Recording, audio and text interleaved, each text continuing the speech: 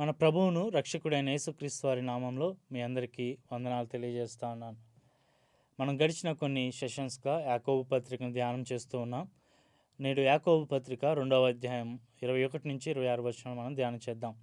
అయితే యాకోబు పత్రిక 2వ అధ్యాయంలో ప్రాముఖ్యంగా మనం 2 భాగాలుగా చూస్తూ వచ్చాం. మొదటి 13 వచనాల్లో 13 వచనాలు ఒక భాగంగా, తర్వాతి 13 వచనాలు మరో భాగంగా చూస్తూ వచ్చాం. మొదటి భాగంలో పక్షపాతం అనే ఒక ప్రాముఖ్యమైన అంశాన్ని, ఆనాటి సంఘంలో కరువై ఉన్న అంశం గురించి మాట్లాడుతూ మనం చూస్తూ ఉన్నాం. అంటే తోటి సహోదరుల్ని ఎటువంటి విభేదాలు లేకుండా ప్రేమించడం, వారి యొక్క స్థితిని బట్టి కాకుండా క్రీస్తు ప్రేమను వారి పట్ల వెల్లడి చేసే హృదయం కలిగి ఉండాలని మొదటిగా మనం మొదటి 13 వచనాల్లో చూస్తూ వచ్చాం.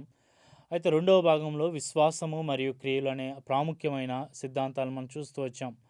మొదటిగా ఈ విశ్వాసం అనే దాంట్లో మనం 3 రకాలైన విశ్వాసాల గురించి ధ్యానం చేస్తూ వచ్చాం. మొదటిగా మృతమైన విశ్వాసం, డెడ్ ఫెయిత్. మృతమైన విశ్వాసం కలిగిన వ్యక్తి ఏ విధంగా ఉంటాడంటే, ఆ వ్యక్తికి దేవుని వాక్యం చాలా మంచిగా తెలుసు. తన మైండ్ అంతా కూడా దేవుని వాక్యం చాలా మెమరైజ్ చేసుకుంటాడు. మంచి మంచి సమయోచితమైన దేవుని వాక్యాలని అలవోకగా చెప్తూ ఉంటాడు.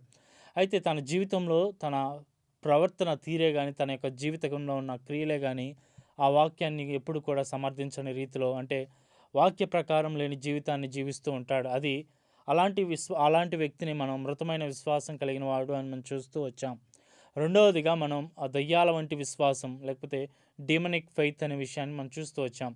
ఇందులో ప్రాముఖ్యంగా ఆ వ్యక్తి తన యొక్క మైండ్లోనే కాకుండా తన హృదయంలో కూడా దేవుని వాక్యానికి భయాన్ని కలిగి ఉంటాడు. దెయ్యాలు ఏ విధంగా అయితే దేవుని, యేసు ప్రభువారిని లేకపోతే దైవత్వాన్ని నమ్ముతూనే దేవుడు ఉన్నాడని ఎరిగి వాటికి తీర్పుందని భయపడుతూ ఆ దేవుని పట్ల భయం కలిగి జీవిస్తున్నాయి, కానీ అవి చేసే చెడ్డ పనులు చేయడం మానడం లేదు. అటు రీతిగానే కొంతమంది విశ్వాసులు ఏ విధంగా ఉన్నారంటే, దేవుని వాక్యం తెలుసు, దేవుని వాక్యం విన్నప్పుడు భయపడతారు, కానీ ఆ భయాన్ని తమ జీవితంలో చూపించలేని, అంటే తమ క్రియల్లో మార్పు లేని జీవితాన్ని జీవిస్తూ ఉంటారు. ఇలాంటి విశ్వాసం కలిగిన వారిని మనం దెయ్యాల వంటి విశ్వాసం కలిగిన వారు అని మనం చూస్తూ వచ్చాం. అయితే చివరిగా మనం డైనమిక్ ఫెయిత్, లేకపోతే క్రియలతో కూడిన విశ్వాసం, లేకపోతే పనిచేసే విశ్వాసం అనే మూడో రకమైన విశ్వాసాన్ని మనం ఈరోజు మనం ధ్యానం చేద్దాం. అయితే మనం ప్రాముఖ్యంగా ఈ ధ్యానం అంతానికి కూడా మనం కొన్ని వచనాలని ప్రాముఖ్యంగా మన మనసులో ఉంచుకోవాలి. మొట్టమొదటిగా ఎఫెసీయులకు రాసిన పత్రిక, పౌలు భక్తుడు ఎఫెసీ సంఘానికి రాసిన పత్రికలోంచి 2వ అధ్యాయం 8-10 వచనాలు మనం ప్రాముఖ్యంగా మనం మైండ్లో ఉంచుకోవాలి. అందులో మనం చూసినట్లయితే మనం కేవలం విశ్వాసం ద్వారా మాత్రమే రక్షించబడ్డామని, మన యొక్క క్రియలు ఏమాత్రం దానికి, మన క్రియలను బట్టి కాదు, కానీ ఆయన యందు విశ్వాసం ఉంచడం వల్ల మాత్రమే, క్రీస్తునందు విశ్వాసం ఉంచడం వల్ల మాత్రమే మనం రక్షించబడ్డామని, అయితే రక్షించబడిన మనము సత్క్రియలు చేయడానికి పిలువబడ్డామనేసి ప్రాముఖ్యంగా విశ్వాసము, క్రియల యొక్క ప్రస్తావన మనం ఎఫెసీలకు రాసిన పత్రికలో పౌలు భక్తుడు ప్రస్తావించడం మనం చూస్తూ ఉంటాం. మన యొక్క విశ్వాసం, మన యొక్క రక్షణ కేవలం విశ్వాసం వల్ల కలిగింది, కానీ మన యొక్క క్రియలను బట్టి కాదు. అయితే రక్షించబడిన మనము, విశ్వాసం చేత రక్షణ పొందుకున్న మనము సత్క్రియలు చేయడానికి లోకంలో మనం పిలువబడ్డామనే విషయాన్ని మనం ప్రాముఖ్యంగా జ్ఞాపకం ఉంచుకోవాలి. అయితే మనం చూసినట్లయితే ఈ యొక్క 21-26 వచనాలలో, ఈ 6 వచనాల్లో ప్రాముఖ్యంగా ఇద్దరు వ్యక్తుల్ని మనం చూస్తూ ఉంటాం. మొదటిగా అబ్రహాము, రెండవదిగా రాహాబు. ఇద్దరు గురించి మనం ఆలోచన చేసినట్లయితే చాలా విభిన్నమైన మనస్తత్వాలు కలిగిన వారు, లేకపోతే విభిన్నమైన లక్షణాలు కలిగిన వ్యక్తులుగా ఉంటారు. అబ్రహాం ఏమో అతను అంటే హెబ్రీలకు పితరుడిగా చూస్తూ ఉంటారు. మనం రాహాబుని గురించి చూసినట్లయితే ఆమె ఒక అన్యజాతికి చెందిన వేశ్య. అబ్రహాం యొక్క జీవితాన్ని చూసినట్లయితే చాలా ఆస్తిపరుడుగా ఉన్నాడు, లేకపోతే చాలా పలుకుబడి కలిగిన వ్యక్తిగా సమాజంలో జీవిస్తూ ఉంటే, రాహాబుని చూసినట్లయితే ఎటువంటి గౌరవం లేని నీచమైన, అంటే సమాజం నుంచి వెలివేయబడి ఊరి బయట ఉంటున్న, అంటే ఏమాత్రం కూడా గౌరవం లేని జీవితాన్ని జీవిస్తున్నట్లుగా మనం రాహాబుని చూడవచ్చు. అయితే అబ్రహాం ఏమో దేవుని యొక్క వాగ్దానాలను స్వతంత్రించుకున్నవాడిగా ఉన్నాడు.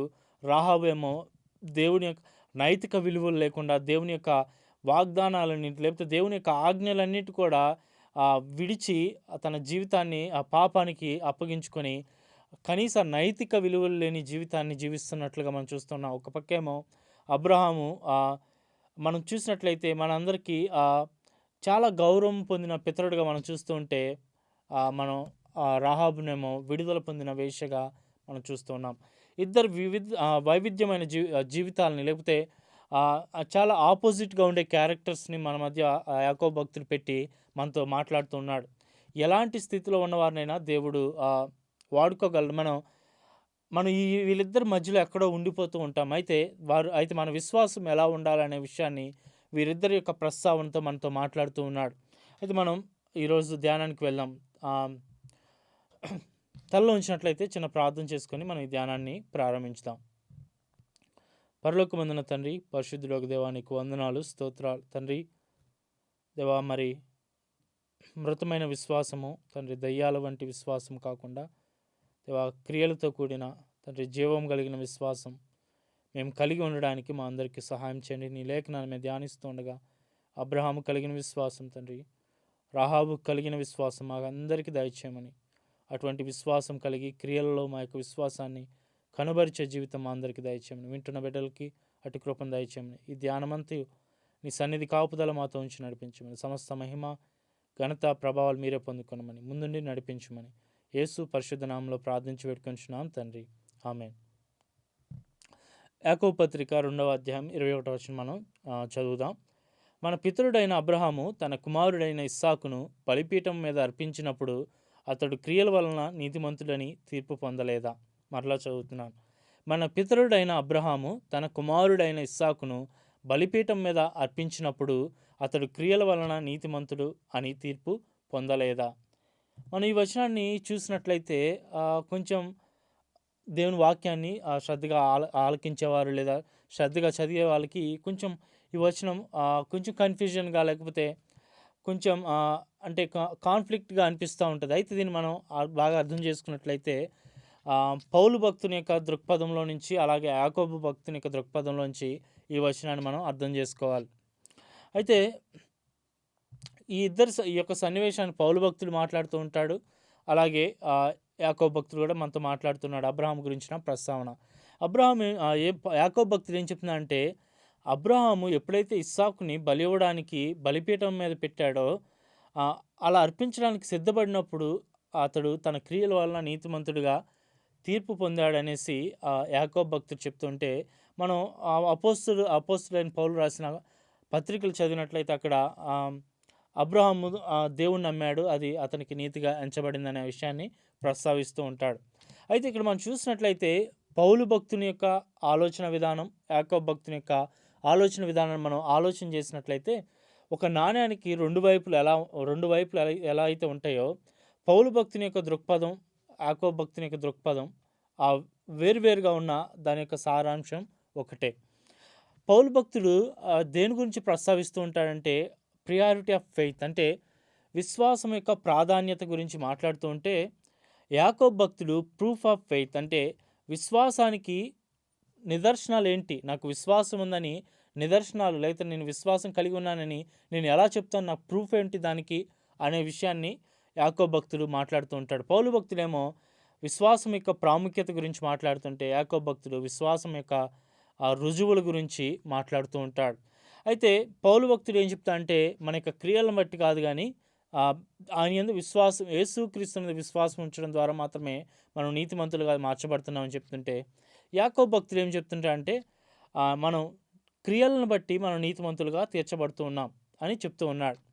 అయితే ఇక్కడ పౌలు భక్తుడు జస్టిఫైడ్ అంటే లేకపోతే నీతిమంతునిగా తీర్చబడడం అనే మాటని ఉపయోగించినప్పుడు మనం ఏ విధంగా అర్థం చేసుకోవాలంటే, దేవుని దృష్టిలో మనం నీతిమంతులుగా తీర్చబడుతూ ఉన్నాం. మనం ఎప్పుడైతే విశ్వాసం ఉంచామో ఇది ఒక ప్రక్రియ కాదు, ఇది వెంటనే జరిగే పని. మనం ఎప్పుడైతే యేసుక్రీస్తునందు విశ్వాసం ఉంచామో అప్పుడు మనం నీతిమంతులుగా తీర్చబడుతున్నాం. ఇది దేవునికి మనకి మధ్య జరుగుతున్న క్రియ, లేకపోతే దేవుని దృష్టిలో మనం నీతిమంతులుగా తీర్చబడుతున్నాం అనే అంశాన్ని పౌలు భక్తుడు మాట్లాడుతుంటే, ఇక్కడ నేను నీతిమంతుడిగా తీర్చబడ్డాను కదా, అది బయట నా చుట్టూ ఉన్నవారికి ఎలా తెలుస్తుంది నేను నీతిమంతుడిగా మార్చబడ్డానని అనే విషయాన్ని ప్రస్తావిస్తూ మాట్లాడతాడు యాకోబు భక్తుడు. అంటే ఇది మనకి ఇతరులకు మధ్య ఉన్న మనం నీతిమంతులుగా తీర్చబడుతున్నామంటే అది ఇతరులకు తెలిసే విధంగా మనం నీతిమంతులుగా మార్చబడుతున్నాము అనే విషయాన్ని యాకోబు భక్తుడు మాట్లాడుతూ ఉంటాడు. అయితే పౌలు భక్తుని యొక్క ప్రాముఖ్యం ఏందంటే, యేసుక్రీస్తుని ఎరుగని లేకపోతే అన్యుడు ఏ విధంగా క్రైస్తవునిగా మారతాడు, ఏ విధంగా విశ్వాసిగా మారతాడు అనే విషయం గురించి ఆహ్, అంటే ఒక బిలీవర్‌గా మారడానికి లేతే క్రిస్టియన్‌గా మారడానికి ప్రాముఖ్యంగా విశ్వాసం అవసరం అని చెప్తుంటే, ఒక క్రైస్తవుడిగా మారిన వ్యక్తి లేకపోతే విశ్వాసిగా ఉన్న వ్యక్తి క్రైస్తవ జీవితాన్ని కొనసాగించడానికి ఈ విశ్వాసం అవసరం అనేసి ఆహ్, ఆ విశ్వాసం క్రియల ద్వారా చూయించాలనేసి యాకోబు భక్తుడు మాట్లాడుతూ ఉంటాడు. పౌలు భక్తుడు రూట్ ఆఫ్ సాల్వేషన్ గురించి మాట్లాడుతుంటే, యాకోబు భక్తుడు ఫ్రూట్ ఆఫ్ సాల్వేషన్ ఆహ్, అనే అంటే పౌలు భక్తుడేమో విశ్వాసం యొక్క మూలాల గురించి మాట్లాడుతూ ఉంటాడు. యాకోబు భక్తుడేమో విశ్వాసాలకి రుజువులు లేకపోతే విశ్వాసం యొక్క ఫలాల గురించి మాట్లాడటం మనం చూస్తూ ఉంటాం. పౌలు భక్తుడు మాట్లాడేది అది మన అంతరంగికంగా జరిగిన దాని గురించి మాట్లాడుతుంటే, యాకోబు భక్తుడు మనకి బయట కనపడే ఆ విశ్వాసం గురించి మాట్లాడుతున్నాడు. అంటే మనం బయటికి ఎలా విశ్వాసాన్ని కనబరుస్తామంటే, మనం నీతిమంతులుగా మార్చబడ్డాం. అయితే మనం బయటికి ఎలా కనబరుస్తామంటే అది క్రియల ద్వారా అనేసి యాకోబు భక్తుడు తెలియజేస్తూ ఉన్నాడు. అయితే మొదటి భాగంలో ఏమో పౌలు భక్తుడు ఏం చెప్తున్నాడంటే, దేవుడు మన కోసం ఇచ్చిన అంటే యేసు ప్రభువారు మన కోసం కల్వరి శిలువలో తన ప్రాణాన్ని త్యాగం చేయడం ద్వారా ఎవరైతే నా కొరకు ఆయన చనిపోయాడు, నా పాపాల నిమిత్తం యేసు ప్రభువారు కల్వరి శిలువలో చనిపోయాడని పరిశుద్ధాత్ముడు ఒప్పిస్తున్నప్పుడు దాన్ని అంగీకరిస్తారో, అంటే దేవుడు చేసిన కార్యాన్ని పరిశుద్ధాత్ముడు మనతో ఒప్పింపజేస్తున్నప్పుడు ఏ వ్యక్తి అయితే అంగీకరిస్తాడో ఆ వ్యక్తి నీతిమంతునిగా తీర్చబడుతూ ఉన్నాడు. అయితే నీతిమంతునిగా తీర్చబడిన వ్యక్తి దేవుని యొక్క సహాయంతో తన జీవితాన్ని క్రియలలో చూయించడాన్ని ఎలా అయితే దేవుని యొక్క సహాయంతో తను నీతిమంతునిగా మార్చబడిన వ్యక్తి తన విశ్వాసాన్ని క్రియల్లో చూపించడమే అనే విషయాన్ని గురించి యాకోబు భక్తుడు మాట్లాడుతున్నాడు. ప్రాముఖ్యంగా మనం అర్థం చేసుకోవాలంటే పౌలు భక్తుడు మనకి దేవునికి మధ్య జరిగిన విషయాన్ని గురించి మాట్లాడుతూ ఉంటే, యాకోబు భక్తుడు నీతిమంతులుగా మార్చబడిన మనము సమాజానికి దాన్ని ఎలా వెల్లడి చేస్తాం, లేకపోతే మన తోటి విశ్వాసులకి మన యొక్క మార్పు చెందిన జీవితమే ఒక ఉదాహరణ, లేకపోతే మనం నిజంగా నీతిమంతులుగా మార్చబడ్డామని ఎలా తెలుస్తుందంటే మన యొక్క క్రియల ద్వారా తెలుస్తుంది అనే విషయాన్ని మాట్లాడుతూ ఉన్నారు. అయితే మనం 22వ వచనం మనం చూసినట్లయితే, విశ్వాసము అతని క్రియలతో కూడి కార్యసిద్ధి కలుగజేసిననియు క్రియల మూలంగా అతని విశ్వాసము పరిపూర్ణమైనదనియు గ్రహించుచున్నావు కదా. విశ్వాసము ఎలా కార్యసిద్ధి అంటే లేకపోతే ఫుల్ఫిల్మెంట్ అనే పదాన్ని ఇంగ్లీష్లో చూస్తూ ఉంటాం. ఎలా కార్యసిద్ధి కలుగుతుందంటే, ఎప్పుడైతే విశ్వాసం క్రియలతో కలిసి పనిచేస్తూ ఉన్నదో అప్పుడు అది కార్యసిద్ధి కలుగజేసినట్లుగా మనం చూస్తూ ఉన్నాం. ఒక భక్తుడు ఈ విధంగా అంటుంటాడు, faith is the force behind the deed. అంటే మన యొక్క క్రియలకి కారణం ఏంటంటే విశ్వాసమే మనల్ని మంచి క్రియలు చేయడానికి నడిపిస్తూ ఉన్నది. And deed is the finality of the faith. అంటే మనకు కలిగిన విశ్వాసము చివరిగా ఎలా ఉండాలంటే అది కార్యరూపం దాల్చడమే విశ్వాసం యొక్క అంతిమ లక్ష్యం. అంటే మంచి పనులు చేయాలంటే విశ్వాసం మనల్ని ప్రోత్సహిస్తూ ఉంటుంది. అయితే విశ్వాసం యొక్క అంతిమ రూపం క్రియల్లో కనపడుతుంది అనేసి యాకోబు భక్తుడు మనతో మాట్లాడుతూ ఉంటాడు.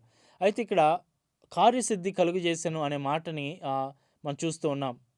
క్రియల మూలంగా అతని విశ్వాసం పరిపూర్ణమైనదనియు గ్రహించుచున్నావు కదా.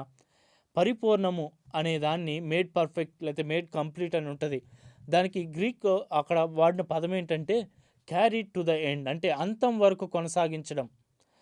విశ్వాసము క్రియలతో కూడి ముందు అలా సాగినప్పుడు ఆ విశ్వాసం పరిపూర్ణమవుతుంది అనేసి యాకోబు భక్తుడు తెలియజేస్తూ ఉన్నాడు. మనం వాన్ వెట్స్బీ అనే ఒక కామెంటేటర్ ఈ విధంగా చెప్తున్నాడు, dynamic faith is based on God's word and it involves the whole man.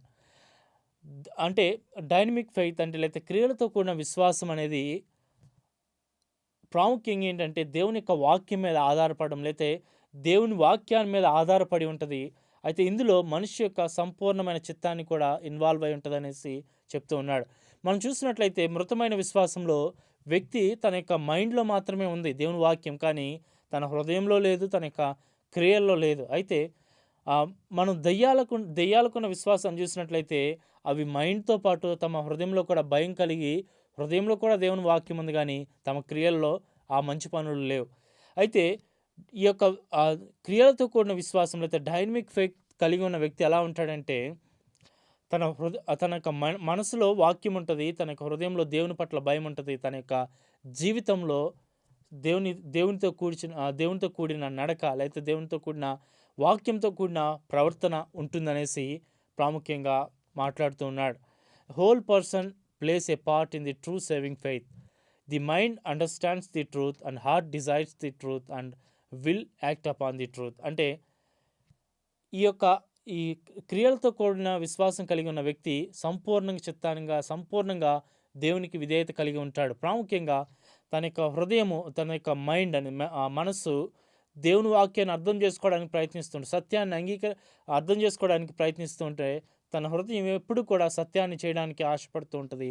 తన యొక్క చిత్తం అంతా కూడా సత్యం ప్రకారం నడవడానికి ప్రయత్నిస్తూ ఉంటుంది. ఏ వ్యక్తి అయితే నిజమైన విశ్వాసం కలిగి ఉంటాడో, ఈ మూడు అంటే తన హృదయంలో తన యొక్క మనసులో వాక్యాన్ని గుర్తుంచుకుంటాడు, తన హృదయంలో వాక్యాన్ని ఆశిస్తూ ఉంటాడు, తన యొక్క ప్రవర్తనలో తన వాక్యం చేత నడవబడుతూ క్రియల్లో తనకున్న విశ్వాసాన్ని కనబరుస్తాడు అనే విషయాన్ని యాకోబు భక్తుడు మనతో మాట్లాడుతూ ఉన్నాడు. అయితే 23-24 వచనం మనం చూసినట్లయితే, కాబట్టి అబ్రహాము దేవుని నమ్మెను, అది అతనికి నీతిగా ఎంచబడెను అను లేఖనము నెరవేర్చబడెను, మరియు దేవుని స్నేహితుడని అతనికి పేరు కలిగెను. మనుష్యుడు విశ్వాస మూలముగా మాత్రము కాక క్రియల మూలమును నీతిమంతుడని ఎంచబడునని మీరు దీని వలన గ్రహించితిరి.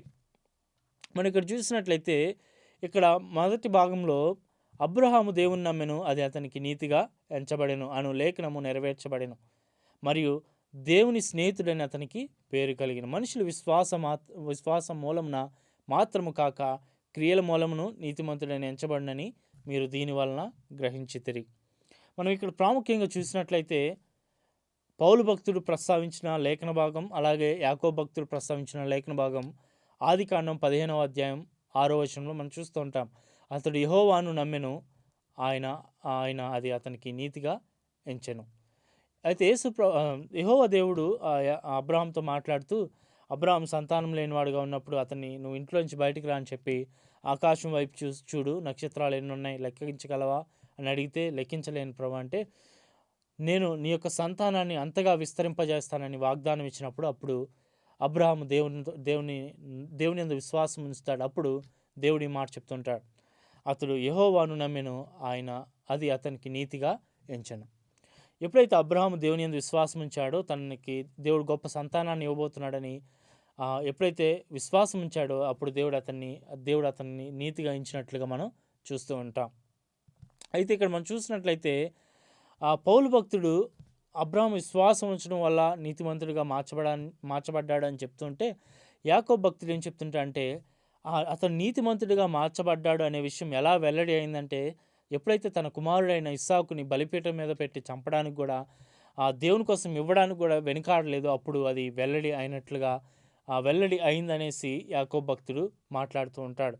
అయితే అబ్రహాము దేవునితో చేసుకున్న నిబంధన, అతను నీతిమంతునిగా మార్చబడ్డాడు. నిజంగా నీతిమంతునిగా మార్చబడితే, తన యొక్క క్రియల విశ్వాసం మూలంగా నీతిమంతునిగా మార్చబడితే, ఆ విశ్వాసం క్రియల్లో కనపడుతుందనేసి, ఆ క్రియల్లో ఎప్పుడైతే తన యొక్క ఏకైక కుమారుడైన ఇస్సాకుని దేవుని కోసం బలివ్వడానికి సిద్ధపడ్డాడో, అప్పుడు తన క్రియల ద్వారా తన విశ్వాసాన్ని కనబర్చాడనేసి యాకోబు భక్తుడు మాట్లాడుతూ ఉంటాడు. అందుకే కదా మనం హెబ్రీలు రాసిన పత్రిక 11వ అధ్యాయంలో విశ్వాస వీరుల జాబితాలో మనం చదువుతూ ఉన్నప్పుడు 18-19 వచనాల్లో అబ్రహాము గురించి ఈ విధంగా రాయబడి ఉంది.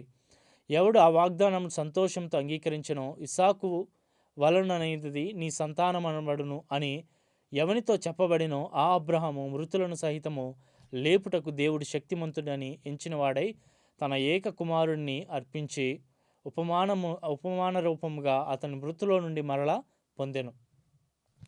అయితే అక్కడ లేఖనం మనం చూసినట్లయితే, అబ్రహాము దేవుని మీద విశ్వాసం ఉంచాడు. ఏమనంటే, ఒకవేళ నా కుమారుడు చనిపోయినా అతని కుమారుడిని మృతుల్లో నుంచి లేపడానికి కూడా దేవుడు సమర్థుడు అని ఆయన యందు విశ్వాసం ఉంచి తన ఏకైక కుమారుడిని ఇవ్వడానికి కూడా వెనుకాడలేదు అనేసి అబ్రహాము గురించిన ప్రస్తావన మనం హెబ్రీలు రాసిన పత్రికలో చూస్తూ ఉంటాం. అయితే ఇక్కడ ఒక మాట మనం చూసినట్లయితే, అక్కడ స్నేహితుడిగా ఎంచబడినట్లుగా మనం చూస్తూ ఉన్నాం.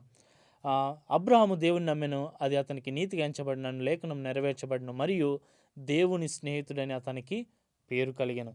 ఎవరు దేవుని స్నేహితులుగా పిలువబడతారు అని మనం ఆలోచన చేసినట్లయితే యోహాను సువార్త 15వ అధ్యాయం 14వ వచనంలో ఈ విధంగా మనం చూస్తూ ఉంటాం. నేను నీకు ఆజ్ఞాపించిన వాటిని చేసిన యెడల మీరు నా స్నేహితులై ఉందురు. ఏవైతే దేవుడు మనల్ని ఆజ్ఞాపించాడో చేయమని, ఏవైతే దేని ప్రకారం అయితే మనల్ని నడుచుకోమన్నాడో మనం వాటి ప్రకారం నడుచుకున్నప్పుడు మనం దేవుని స్నేహితులుగా పిలువబడతా ఉన్నాం. అయితే అబ్రహాముకి దేవుడు వాగ్దానం ఇచ్చాడు. నేను నీకు ఒక మంచి సంతానాన్ని ఇస్తానని వాగ్దానం చేశాడు. అయితే లేక కనిన కుమారుడు లేతే తన 100వ ఏట కలిగిన కుమారుడిని నాకు ఇచ్చేయమని దేవుడు అడిగినప్పుడు అబ్రాహాము దేవుడు ఆజ్ఞాపించిన దాన్ని చేయడానికి ఏమాత్రం కూడా వెనుకాడలేదు. దేవుడు ఏదైతే చేయమన్నాడో దాన్ని చేయడానికి తన లేక కలిగిన కుమారుని ఇవ్వడానికి కూడా వెనుకాడని రీతిగా ఉన్న అబ్రహాంని మనం చూస్తూ ఉన్నాం. దేవుడు ఇష్టపడిన దాన్ని, దేవుడు కోరుకున్న దాన్ని మనం ప్రశ్నించకుండా లేతే రుజువులు తెలుసుకోవచ్చు, కానీ అంటే వెనుకాడడానికి కాకుండా అది చేయడానికి ఇష్టపడే మనస్తత్వం ఎప్పుడైతే కలిగి ఉంటామో అప్పుడు దేవుడు మనతో స్నేహం చేస్తాడు. అయితే దేవునితో స్నేహం చేస్తే ఏమవుతుందని మనం ఆలోచన చేసినట్లయితే అబ్రహాం దగ్గరికి దేవుని దూతలు వచ్చారు. వారు వచ్చినప్పుడు వారికి మంచి విందునిచ్చాడు, ఆతిథ్యాన్ని ఇచ్చాడు. అబ్రహాము ఇచ్చిన తర్వాత వారు భోజనం చేసి అలసట తీర్చుకొని వెళ్తూ ఉన్నప్పుడు అబ్రహాం కూడా వారి వెంటబడి వెళ్తూ ఉన్నాడు. అయితే దేవుడు అనుకున్నాడు, అబ్రహాం నా స్నేహితుడు కదా, నేను చేయబోయేదాన్ని ఇతనికి ఎలాగ మరుగు చేయగలను అనేసి దేవుడు అక్కడ ఆ దేవుని దూత అబ్రహాముతో అతను వచ్చిన పని ఏంటో, అతను ఏం చేయబోతున్నాడో చెప్పడం, అంటే సొదొమ గొమొర్రాని నాశనం చేయబోతున్నా అని చెప్పినప్పుడు అబ్రహాము దేవుని వేడుకోవడం అక్కడ మనం ఆ సన్నివేశం అంతా కూడా మనం చూస్తూ ఉంటాం. అయితే దేవుడు అబ్రహాముతో ఏమాత్రం కూడా దాచడానికి ఇష్టపడలేదు. స్నేహితుల మధ్య సంబంధం ఎలా ఉంటుందంటే ఎటువంటి దాపరికాలు ఉండవు.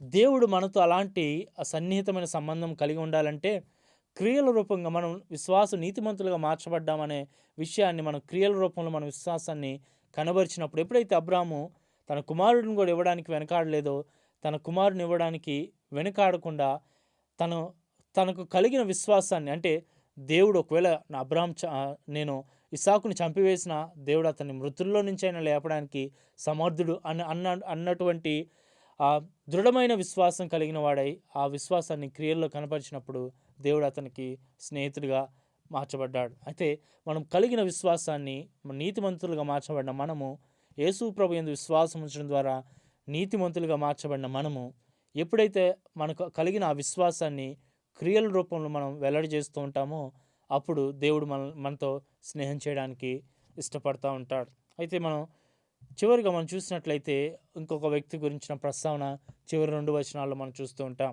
అటువలనే రాహాబు అను వేశ్య కూడా దూతలను చేర్చుకొని వేరొక మార్గమున వారిని వెలుపలికి పంపివేసినప్పుడు క్రియల మూలంగా నీతిమంతురాలని ఎంచబడెను కదా. మనం ఇక్కడ ఆలోచన చేసినట్లయితే 2వ వ్యక్తిని మనకి పరిచయం చేస్తున్నాడు. మనం అబ్రాహాము గురించి మాట్లాడిన తర్వాత అతను చాలా గొప్ప, అంటే మంచి పేరు ప్రఖ్యాతలు కలిగిన వాడు, మంచి విశ్వాసులకు తండ్రి అయిన అటువంటి గొప్ప వ్యక్తి గురించి మాట్లాడిన తర్వాత యాకోబు భక్తుడు అందరూ అసహించుకునే జీవితం కలిగిన ఒక స్త్రీ గురించి మాట్లాడడం మనం చూస్తూ ఉన్నాం. అయితే రాహాబు గురించిన ప్రస్తావన మనకి హెబ్రీలకు రాసిన పత్రిక 11వ అధ్యాయంలో మనం చూస్తూ ఉంటాం. విశ్వాస వీరుల జాబితాలో రాహాబు చేర్చబడడం మనం చూస్తూ ఉంటాం. అయితే వేశ్యగా ఉన్న ఒక వ్యక్తి విశ్వాసుల వీరుల జాబితాలో చేర్చబడడానికి కారణాలు ఏంటి అని మనం ఆలోచన చేసినట్లయితే ముందుగా మనం హెబ్రీలు రాసిన పత్రిక 11వ అధ్యాయం 31వ వచనం చూద్దాం. విశ్వాసమును బట్టి రాహాబు అను వేశ్య వేగుల వారిని సమాధానంగా చేర్చుకొనినందున అవిధేయులతో పాటు నశింపకపోయాను. విశ్వాసాన్ని బట్టి ఆమె చేర్చుకున్నట్లుగా మనం చూస్తూ ఉన్నాం. ఆమె విశ్వాసము ఆ మనసులో మాత్రమే కాక క్రియలలో తన దగ్గరికి వచ్చిన వేగుల వారిని చేర్చుకోవడాన్ని బట్టి ఆమె వెల్లడి చేసినట్లుగా మనం చూస్తూ ఉన్నాం. అయితే ఈ రాహాబు గురించిన ప్రస్తావన మనం యెహోషువ గ్రంథం 2వ అధ్యాయం అలాగే 6వ అధ్యాయంలో మనం చూస్తూ ఉంటాం. అయితే సందర్భాన్ని మీకు క్లుప్తంగా వివరించడానికి ఆశపడుతూ ఉన్నాను. ఇశ్రాయేలీయులు ఐగుప్తు దేశంలో నుంచి మోషే నాయకత్వంలో ఆ యొక్క బానిసత్వం నుంచి విడిపించబడి కనానుకు ప్రయాణమయ్యారు. అయితే కనానుకి చేరుకోబోతున్న సమయంలో దేవుడు మోషేని తన దగ్గర తీసుకున్నాడు. అయితే ఈ యొక్క సైన్యం మొత్తాన్ని లేకపోతే ఆ సైన్యాన్ని కానీ అక్కడున్న ఆ ఇశ్రాయేలు జనాంగం మొత్తాన్ని నడిపించడానికి యెహోషువ నాయకుడిగా ఎన్నుకోబడ్డాడు. అయితే నాయకుడిగా ఎన్నుకోబడిన తర్వాత ఉన్న మొట్టమొదటి యుద్ధం ఏదైనా ఉందని, లేకపోతే మొట్టమొదటి టాస్క్ ఏంటంటే ముందున్న యెరికోని జయించడం. అయితే యెరికో చాలా పెద్ద పట్టణము. ఆ పట్టణానికి ఆహ్, యెహోషువ ఏం చేశాడంటే ఇద్దరు వ్యక్తులను ఎంచుకొని వారిని, మీరు వెళ్ళి ఆ పట్టణం చూసి రండి, ఆ పట్టణం యొక్క స్థితిగతుల్ని, పరిస్థితులు మీరు చూసి రండి అనేసి వేగుల వారిని, అంటే స్పైస్‌ని పంపాడు. అయితే ఈ వేగుల వారు ఆ పట్టణానికి వెళ్ళినప్పుడు, ఆ ఊరు బయటికి వెళ్ళినప్పుడు, ఊరు చుట్టూ గోడ ఉన్నది.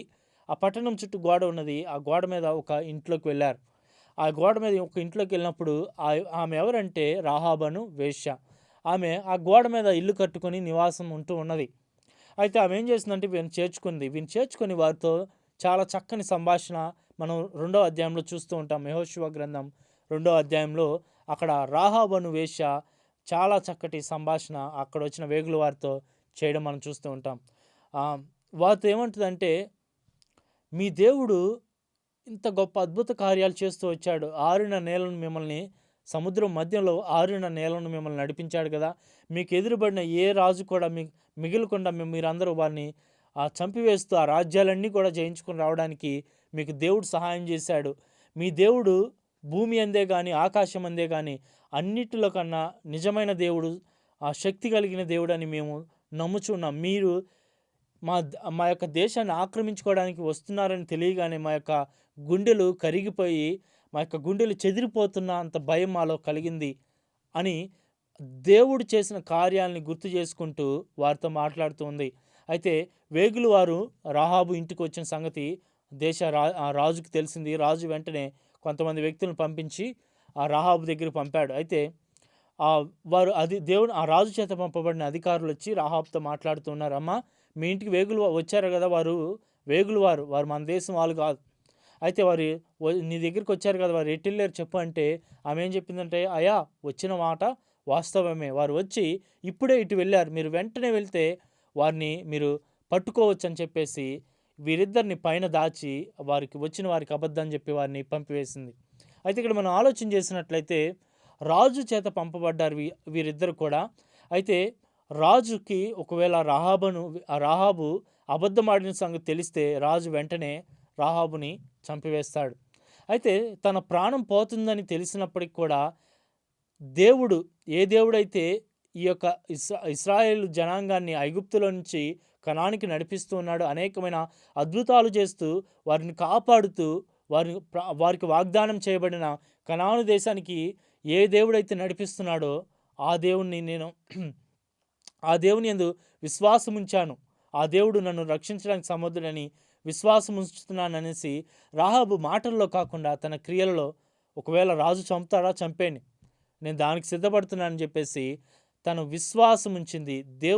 మీ దేవుడు భూమి యందు ఆకాశమందు సర్వశక్తి కలిగిన వాడు అనేసి తన మాటల్లోనే కాకుండా తన క్రియల ద్వారా వేగులు వారిని దాచిపెట్టి వారిని రక్షించడానికి ఎప్పుడైతే ప్రయత్నం చేసిందో, తనకున్న విశ్వాసాన్ని క్రియల్లో ఎప్పుడైతే వెల్లడి చేసిందో, అప్పుడు ఆమె నీతిమంతురాలుగా తీర్చబడిందనేసి దేవుని లేఖనం సెలవిస్తూ ఉన్నది. అయితే ఆమె అంటుంది కదా, మీరు మా దేశాన్ని వచ్చి ఆక్రమించుకున్నప్పుడు మీకు చేసిన మేలును బట్టి, ఉపకారాన్ని బట్టి నన్నును నా కుటుంబాన్ని మీరు తప్పించండి, మమ్మల్ని ఏం చేయొద్దని అడిగినప్పుడు వారు ఏం చెప్తారు, అవును అమ్మ, నువ్వు అడిగినట్లే మేము మీ దేశాన్ని ఆక్రమించుకోవడానికి వచ్చినప్పుడు నీ ఇంటిని మేము వదిలిపెడతాం. అయితే దానికి ఆనవాలుగా ఒక తారాన్ని కట్టు, మీ యొక్క కిటికీకి మేము వచ్చినప్పుడు మీ కుటుంబాన్ని వదిలేసి మిగిలినన్ని కూడా మేము ఆక్రమించేస్తామని చెప్తారు. అయితే యెహోషువ యెరికోని ఓడించడం, అక్కడ ఉన్న వారిని అందరిని కూడా జయించడం మనం చూస్తాం. అయితే ఆ సమయంలో ఈ యొక్క రాహాబు కుటుంబాన్ని చంపకుండా వదిలేయడం మనం చూస్తూ ఉంటాం. అయితే వేశ్యగా ఉండబడిన రాహాబు విశ్వాసుల జాబితాలోకి ఎందుకు చేరిందంటే ఆమె విశ్వాసం ఉంచింది. ఆ విశ్వాసాన్ని తన ప్రాణం పోతుందని తెలిసినప్పటికీ క్రియల్లో చూపించడానికి ఇష్టపడిన ఆ వ్యక్తిగా మనం రాహాబుని చూస్తూ ఉన్నాం. అయితే రాహాబు అక్కడ విశ్వాసుల వీరుల జాబితాలోనే కాదు కానీ యేసు ప్రభు యొక్క మన వంశావళిలో మనం మత్తాయి సువార్తలో చూసినట్లయితే యేసు ప్రభు యొక్క వంశావళి అంతా మనం చూస్తాం. అక్కడ ఆయన వంశావళిలో ప్రస్తావించబడిన స్త్రీలలో రాహాబు ఒక స్త్రీగా మనం ఉండడం మనం చూస్తూ ఉంటాం. వేశ్యగా ఉన్న స్త్రీ ఎప్పుడైతే దేవుని యందు విశ్వాసం ఉంచిందో నీతిమంతురాలుగా తీర్చబడింది. దేవుడు సర్వశక్తుడైన దేవుని యొక్క కుమారుడైన యేసు ప్రభు ఈ భూలోకానికి రావడానికి ఎంచుకోబడిన ఆ వంశావళిలో ఒక స్త్రీగా ఉన్నట్లుగా ఎంత గొప్ప భాగ్యాన్ని ఆమె కలిగిందో మనం ఆలోచన చేద్దాం. అయితే చివరిగా వచ్చినగా మనం చూసినట్లయితే యాకోబు పత్రిక 2:26 ప్రాణము లేని శరీరం ఎలాగో మృతమో అలాగే క్రియలు లేని విశ్వాసము మృతం.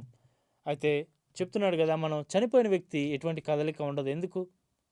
అతనిలో ప్రాణం లేదు కాబట్టి ఆ యొక్క డెడ్ బాడీ అనేది మూమెంట్ ఉండదు. అలాగే క్రియలు లేని విశ్వాసం, నేను విశ్వాసిని అని చెప్పుకుంటున్న మనము ఆ నేను యేసు ప్రభువుని నమ్ముకున్నాను, నేను నీతిమంతునిగా మార్చబడ్డానని చెప్పుకుంటున్న నీవు అటువంటి క్రియల్ని మన యొక్క జీవితంలో చూపించలేకపోతే, నీతిమంతులుగా మార్చబడిన వ్యక్తి అలాంటి నీతిని తన యొక్క జీవితంలో కనబరచబడకపోతే, క్రియల ద్వారా తన జీవితాన్ని క్రియల్లో చూపించకపోతే ఆ వ్యక్తి యొక్క జీవితం కూడా మృతము. అది పేరుకే మార్చబడింది, కానీ అది కూడా దానివల్ల ఎటువంటి ప్రయోజనం లేదు అనేసి యాకోబు భక్తుడు చాలా ఖండితంగా మాట్లాడడం మనం చూస్తూ ఉంటాం.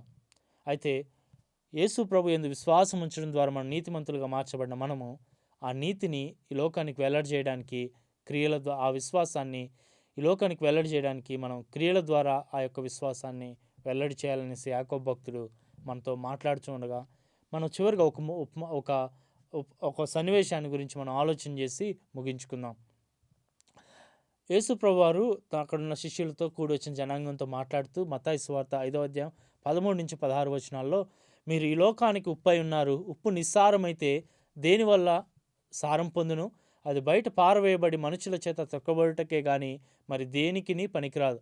మీరు లోకమునకు వెలుగై ఉన్నారు. కొండ మీద నుండి పట్టణం మరుగై ఉండనేరదు. మనుషులు దీపం వెలిగించి కొంచెం కింద పెట్టరు గాని అది ఇంట నుండి వారందరికీ వెలుగునిచ్చుటకై దీపస్తంభం మీదనే పెట్టుదురు. మనుషులు మీ సత్క్రియలను చూసి పరలోకమందున్న మీ తండ్రిని మహిమపరచునట్లు వారి ఎదుట మీ వెలుగు ప్రకాశింపనీయుడి.